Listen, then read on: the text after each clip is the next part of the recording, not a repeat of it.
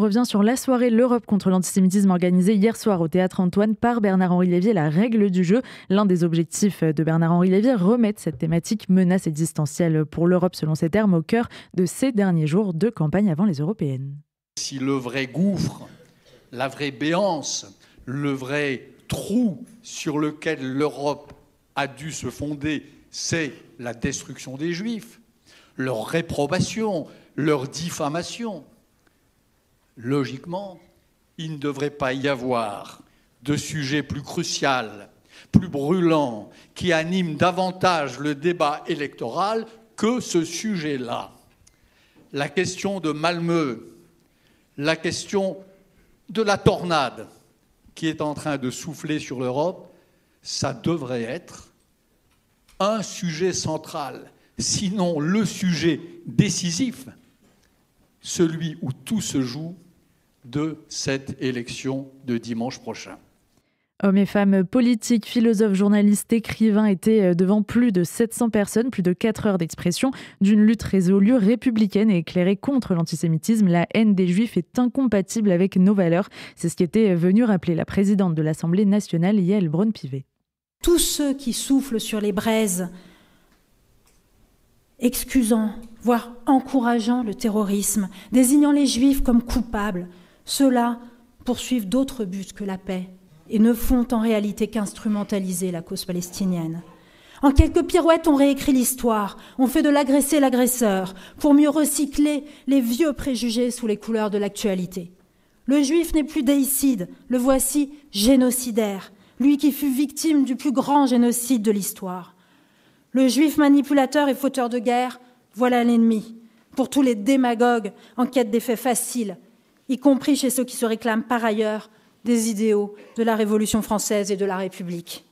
Eh bien non, il y a une incompatibilité totale, impossibilité absolue entre les valeurs de la République et la haine du Juif. Cela pourrait sembler une évidence.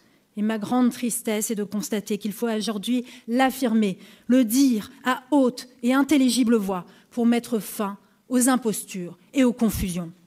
Son partenaire de l'organisation de la marche contre l'antisémitisme du 12 novembre dernier était lui aussi présent. Gérard Larcher, président du Sénat, a évoqué plusieurs questions, plusieurs aberrations qui émaillent le discours antisémite de ces derniers mois. Les opérations militaires de Tsahal à Gaza pourraient-elles expliquer, comme on l'entend trop souvent, le déferlement de l'antisémitisme ? Point d'interrogation. Curieux procès qui vise à justifier l'injustifiable et légitimerait le débordement de la violence contre les Juifs au-delà des porte-voix de l'islam radical. Comme si les Français juifs qui sont français, les Américains juifs qui sont américains, les Anglais juifs, oui, qui sont anglais, étaient par nature comptables des autorités israéliennes et co-responsables de ce qui se déroule dans la bande de Gaza. Oui, rappelons les seuls faits. La flambée des actes antisémites en France et en Europe n'a pas attendu la riposte d'Israël dans la bande de Gaza. Elle fut immédiate, comme si les massacres du 7 octobre avaient galvanisé la haine et provoqué un effet d'entraînement en démontrant la vulnérabilité de l'État d'Israël. La maire de Paris, Anne Hidalgo, a souhaité, quant à elle, rappeler l'histoire de Paris, son histoire juive, celle de l'accueil, mais aussi celle des rafles, du billet vert et du Veldiv. Une histoire qu'elle n'oublie pas et un combat contre l'antisémitisme qu'il n'est pas question pour elle de sacrifier sur l'autel d'une alliance avec LFI. Je reviens toujours à cette grille d'analyse, celle qui a fait qu'un jour, les Juifs ont été assassinés, tués, niés dans leur dignité d'être humain parce que tout simplement ils étaient juifs. Et c'est ce même phénomène, ce même principe qui prévaut à ces attaques, à ces injures, à ces actes antisémites que nous voyons aujourd'hui se déployer, se développer ici en France, ici à Paris et partout en Europe. Et il faudrait ne rien dire. Et on voudrait nous faire croire qu'il faudrait se taire, ne rien dire et attendre, parce qu'il y aurait quelque chose de plus important pour certains qui s'appellerait une forme d'union de la gauche. Acclamée par le public, la journaliste et essayiste Caroline Fourest a rappelé ce contre quoi elle se bat à l'extrême gauche comme à l'extrême droite, deux populismes qui ont tendance à se rejoindre. Nous sommes là pour dire au parti des soumis à l'islamisme,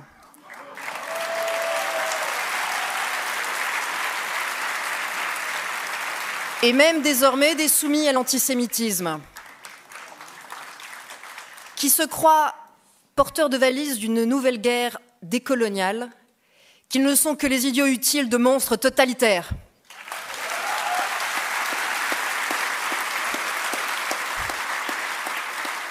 Et nous sommes aussi là pour dire au parti des racistes, qui ne s'inquiètent de l'antisémitisme que quand il vient des musulmans ou des frères musulmans, que nous n'oublions pas et que nous ne sommes pas dupes et que nous savons parfaitement qu'il continue à cultiver dans son arrière-boutique l'antisémitisme de jadis, le complotisme et ses amis de 30 ans, ces bons vieux gudards dont le slogan est exactement le même que le Hamas, à Paris comme à Gaza, Intifada. Cette soirée fut également l'occasion d'entendre un résumé de la pensée du philosophe Jean-Claude Milner. Pour lutter contre l'antisémitisme, il faut tout reprendre à zéro et définir de nouvelles armes. J'aimerais que nous gardions en tête ces deux faces. Ce que j'appellerais l'antisémitisme d'entendement, et d'une part, et d'autre part, la judéophobie, c'est-à-dire la judéophobie de passion. Dans l'antisémitisme d'entendement, à la fin, on peut en arriver à cette forme, en quelque sorte, épurée,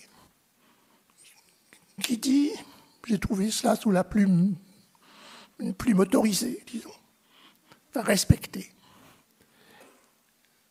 Il faut bien que les Juifs aient fait quelque chose pour qu'on les rejette de la sorte. Comment être plus neutre dans le raisonnement? On n'accuse pas, on induit. Et effectivement, quand des Juifs, ou n'importe qui, est aussi détesté, il faut bien qu'il y ait une raison. Les êtres humains ne détestent jamais sans raison. L'acteur Yvan Attal s'est quant à lui replongé dans son 7 octobre, d'autant plus triste, presque 8 mois après. Alors je me trouve sur cette scène ce soir du Théâtre Antoine, encore plus triste que je ne l'étais le samedi 7 octobre à 16h, quand le rideau s'est levé ici même et qu'il fallait entrer en scène. Je jouais une comédie avec ma partenaire Noémie Lvovsky. Nous avons joué tous les soirs dans ce théâtre, quand les manifestations Place de la République finissaient boulevard de Strasbourg ou rue du Faubourg Saint-Martin, où se trouvent les fenêtres des loges. Nous entendions déjà des morts à Israël et morts aux Juifs. J'étais loin de penser que nous en serions là aujourd'hui. Alors qu'Israël était victime de pogroms, les Juifs du monde entier devenaient les coupables. En quelques mois, la situation des Juifs est devenue ce qu'elle est aujourd'hui. Je n'ose imaginer ce qu'elle sera dans quelques mois encore si la France, l'Europe et le monde continuent de demander des comptes à Israël en laissant le Hamas tranquille avec un sentiment total d'impunité. Voilà. Une figure tutélaire était présente tout au long de la soirée, Simone Veil, dont Sandrine Kiberlin a d'ailleurs lu un discours. En 2004, Simone Veil se demandait déjà comment mettre fin à cette recrudescence de l'antisémitisme. Ces deux réponses: renforcer le modèle républicain et être juste. Reconnaissance pour ceux qui aiment la République et fermeté pour ceux qui la bafouent. Une soirée conclue par l'ancien Premier ministre Manuel Valls et cette phrase de Bernard-Henri Lévy: le parti de la résistance commence aujourd'hui. Vous pouvez retrouver la captation de cette soirée en intégralité sur le site de La Règle du Jeu et sur YouTube.